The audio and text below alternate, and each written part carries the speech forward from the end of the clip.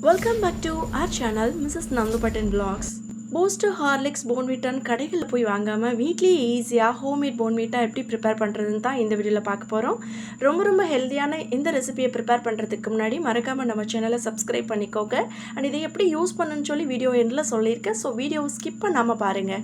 So இதுக்கு ஒரு பேனில் ஒரு கப் அளவு மக்கானா சேர்த்துக்கோங்க. அதாவது தாமரையோட விதைன்னு சொல்லுவாங்க. இது எல்லா சூப்பர் மார்க்கெட்லையுமே கிடைக்கும். ஸோ இதில் நிறைய விதமான புரதச்சத்து நார்ச்சத்தெல்லாம் இருக்கிறதுனால சரும ஆரோக்கியத்துக்கு ரொம்ப நல்லது. அண்ட் ரத்த குளுக்கோஸ் அளவை ஒழுங்குபடுத்துறதுக்கும் இது ஹெல்ப் பண்ணுது. அண்ட் எலும்பு பல்லுக்கு இதுக்கெல்லாம் ரொம்பவே நல்லது. இது நல்லா கிறிஸ்பி ஆகிற வரைக்கும் இந்த மாதிரி நல்லா ரோஸ்ட் பண்ணி ஒரு ஓரமாக எடுத்து வச்சுக்கோங்க. அடுத்து இது கூட ஒரு அரைக்கப் அளவு பாதாம் சேர்த்துக்கோங்க. இதுவும் நல்லா கிறிஸ்பி ஆகிற வரைக்கும் நல்லா ரோஸ்ட் பண்ணிக்கோங்க. பாதாம் முந்திரிலாம் சாப்பிடல அப்படின்னா இந்த மாதிரி பவுடர் பண்ணி நம்ம பாலில் சேர்க்கும் போது குழந்தைங்களும் விரும்பி சாப்பிடுவாங்க. அண்ட் ஹெல்த்துக்கும் ரொம்ப நல்லது. இது ஒரு ஓரமாக இருக்கட்டும். அடுத்து இதே பேன்லேயே வால்நட் அண்ட் முந்திரி ஒரு 1/4 கப் அளவு சேர்த்துருக்கேன். வால்நட் அதாவது தமிழ் அக்ரூட் பருப்புன்னு சொல்லுவாங்க. பிரெயின் டெவலப்மெண்ட்டுக்கு ரொம்ப நல்லது. குடல் ஆரோக்கியத்துக்கு, சரும பிரச்சனைக்கு, தலைமுடி உதிர்தலை ஸ்டாப் பண்ணுறதுக்குலாம் இது ரொம்பவே ஹெல்ப் பண்ணுது. அடுத்து இது கூட ஒரு 1/4 கப்பு அளவுக்கு நான் பம்கின் சீட் எடுத்திருக்கேன். இது ஆண்மை சக்தி அதிகரிக்கிறதுக்கும், இம்யூனிட்டி லெவல் அதிகரிக்கிறதுக்கும், நீரிழிவு நோயை கட்டுப்படுத்துறதுக்கும், உடல் எடையை சீராக வச்சுக்கிறதுக்கும் ஹெல்ப் பண்ணுது. இது எல்லாம் கம்ப்ளீட்டாக ஆறினதுக்கு அப்புறமா ஒரு மிக்ஸி ஜாரில் சேர்த்து நல்லா அரைச்சிக்கோங்க. அண்ட் அரைக்கும் போது எண்ணெய் விடாமல் நல்லா பல்ஸ் மோடில் வச்சு அரைங்க.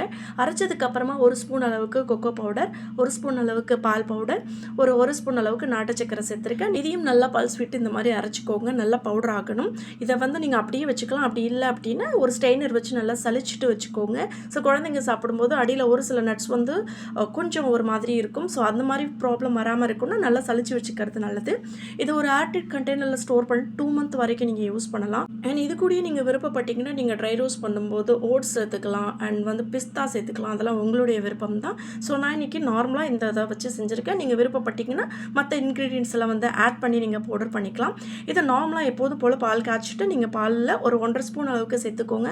ஆல்ரெடி நம்ம நாட்டு சக்கரை சேர்த்துருக்கிறதுனால அந்த ஸ்வீட் கரெக்டாக இருக்கும். இல்லை நீங்கள் கொஞ்சம் எக்ஸ்ட்ரா குடிப்பீங்க அப்படின்னா ஸ்வீட்னஸ் அதிகமாக இருக்கணும்னா இன்னும் கொஞ்சம் நாட்டு சக்கரை நீங்கள் ஆட் பண்ணிக்கோங்க. மோஸ்ட்லி ஒயிட் சுகர் யூஸ் பண்ணுறத அவாய்ட் பண்ணிக்கோங்க. ஸோ இந்த மாதிரி ஹெல்த்தியாக நாட்டு சக்கரை, பனவெல்லம், கருப்பட்டி இந்த மாதிரி எடுத்துக்கோங்க. ஸோ இது குழந்தைங்களுக்கு ரொம்ப நல்லது. ஸோ கண்டிப்பாக இந்த ரெசிபியை ட்ரை பண்ணி பாருங்கள். ட்ரை பண்ணி பார்த்துட்டு உங்கள் கமெண்ட்ஸ் என்னன்னு சொல்லுங்கள். அண்ட் மறக்காமல் நம்ம சேனலை சப்ஸ்கிரைப் பண்ணிக்கோங்க. இது மாதிரி இன்ட்ரெஸ்டிங் ரெசிபிஸில் நான் உங்களை மீட் பண்ணுறேன். Until then is bye from உங்கள் Nandu button. See you, bye, take care.